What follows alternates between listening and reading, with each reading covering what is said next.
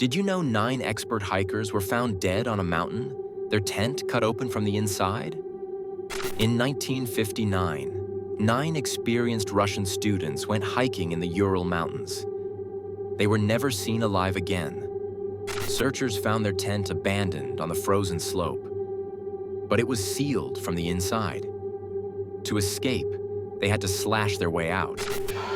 They fled into the sub-zero blizzard, in their socks.